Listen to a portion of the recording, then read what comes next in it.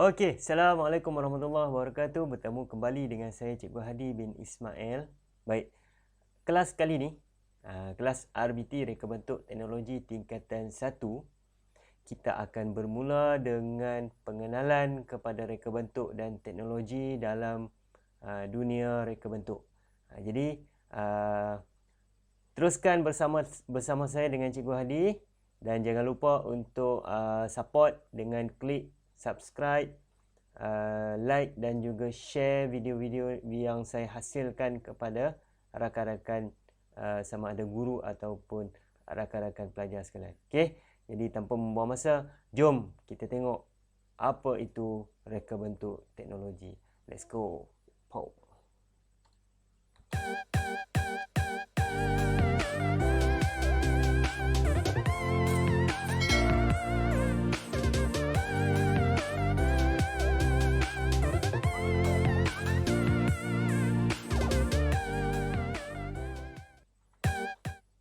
Okey, baiklah. Bab yang pertama dalam RBT tingkatan 1, okey. Pengenalan kepada reka bentuk dan teknologi. Saya ambil masa yang singkat. Para pelajar dah didedahkan dengan RBT sejak daripada sekolah rendah. Okey. Dah nampak apa itu RBT sikit-sikit dan tugas saya sebagai cikgu RBT di sekolah menengah, kita akan sambung apa itu RBT yang mana dia lebih menyeluruh yang kita guna pakai dalam aplikasi-aplikasi teknologi. Tapi sebelum tu, kita akan tengok berkenaan dengan pengenalan kepada reka bentuk teknologi. Okey, standard kandungan yang akan kita tengok pada video kali pertama ni, kita akan tengok yang pertama adalah 1.1, 1.2 dan juga 1.3. Tapi yang pertama ni, untuk video kali ni, saya akan tekankan untuk 1.1, iaitu dunia reka bentuk. Okey. Alright, kita tengok. Pengenalan reka bentuk dan teknologi merupakan penyumbang kepada teknologi moden. Kalau kita tengok sekarang, apa-apa pun mesti melibatkan reka bentuk. Nak buat rumah, ada reka bentuk design. Nak buat kereta, ada design reka bentuk yang terkini, moden, kan? Kita tengok pengeluar kereta Proton. Kita tengok bagaimana perubahan yang Proton lakukan. Dia design, kan? Walaupun teknologi itu adalah teknologi yang kerjasama ataupun usaha sama bersama dengan syarikat daripada China.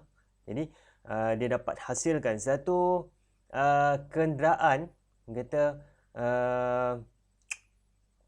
kalau kita tengok pada dasarnya tu dia lebih kepada peringkat dunia lah kan.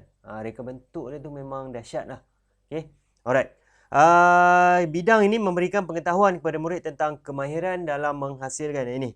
Okay. Kemahiran menghasilkan reka bentuk produk berasaskan teknologi. Okay. Apa-apa yang berkaitan dengan teknologi, inilah yang pelajar akan lihat. Okey, saya tak nak sambung. Kita tengok seterusnya. Dunia reka bentuk. Kehidupan pada hari ini, dikata kat sini kan, kehidupan pada hari ini dipenuhi dengan pelbagai barangan dan teknologi hasil daripada reka bentuk. Sekecil-kecil barang pun, kan? Kalau pelajar tengok di rumah, periuk mak kamu, sudip tempat kacau, dia buat gulai kan, kari, dia masak kari, dia guna sudip tu. Sudip tu pun datang daripada reka bentuk. Dia reka bentuk macam mana sudip tu boleh dia gunakan tanpa dia terlalu licin, dia punya permukaan dia macam mana. Itu yang kita sebut sebagai apa-apa je yang terlibat dalam dunia sekarang, dunia moden sekarang, semua melibatkan reka bentuk. Okey. Aplikasi reka bentuk dalam kehidupan bertujuan memudahkan kehidupan. Okay. Ini tujuan ya. Memudahkan kehidupan manusia yang semakin maju seiring dengan persekitaran yang harmoni, selesa dan juga mudah. Jadi maksudnya dia nak seiring. Maksudnya kehidupan kita kan sekarang semakin moden. Orang nak vacuum rumah pun sekarang tak perlu dah. Nak pakai vacuum yang wired dan sebagainya kan, yang wire panjang-panjang tu, dia hanya tekan remote je. Mungkin satu masa nanti dia akan design kan lebih kepada melalui jam. Kan, mana tahu satu hari nanti tekan je jam, semua boleh diprogramkan dalam jam tu. Nak mesin basuh, kan, basuh baju, kita dah masuk baju, nak mesin dan sebagainya, semua menggunakan jam. Sekarang semua menggunakan telefon bimbit kan. Tapi mungkin sikit masa lagi semua menggunakan jam. Sebab antara jam dengan telefon bimbit mungkin kita boleh ada perbezaan kan. Okay, alright. Tengok definisi reka bentuk dan teknologi. Yang pertama, definisi bagi reka bentuk. Apa itu reka bentuk? Dia kata reka bentuk ialah pengetahuan tentang penyusunan bahan secara terancang. Jadi ada pengetahuan bagaimana dia nak menyusun satu-satu bahan secara terancang. Okay? Dia ada satu langkah demi langkah untuk penyusunan bahan ni. Okay? Bahan secara terancang menghasilkan suatu produk yang memberi impak kepada kehidupan. Tengok pada sini. Penyusunan alat-alat komponen-komponen pada basikal tu macam mana disusun secara terancang menghasilkan satu basikal yang memang kita rasa kalau zaman dulu memang memudahkan lah. Kan? Sekarang dah jadi trend. Jadi satu alat untuk fitness untuk dapatkan kesihatan dan sebagainya. Okey. Alright. Seterusnya ni. Definisi bagi teknologi. Kita tengok tadi definisi reka bentuk, ini definisi teknologi ialah pengaplikasian ilmu sains dan matematik dengan menggunakan sumber semula jadi untuk dijadikan alat tenaga atau sistem. Kita aplikasikan. Kita tengok yang dibagi contoh tu daripada kayu mentah diaplikasikan dia jadi satu kerusi. Ini contoh dia lah. Ini bagaimana pengaplikasian yang kita boleh guna pakai daripada alam semula jadi kita hasilkan satu produk. Okay? Yang mana dia melibatkan ni lah. Ilmu sains, ilmu matematik. Bagaimana dia punya pengiraan, bagaimana kedudukan ataupun ketahanan kayu dan sebagainya. Okey.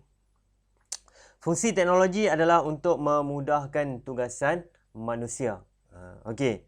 Kita pergi. Kalau untuk definisi bagi yang penuh ya, dia kata dapat dirumuskan bahawa reka bentuk dan teknologi ini merupakan gabungan pengetahuan tentang penyusunan bahan secara terancang. Maksudnya tadi digabung kan. Okey.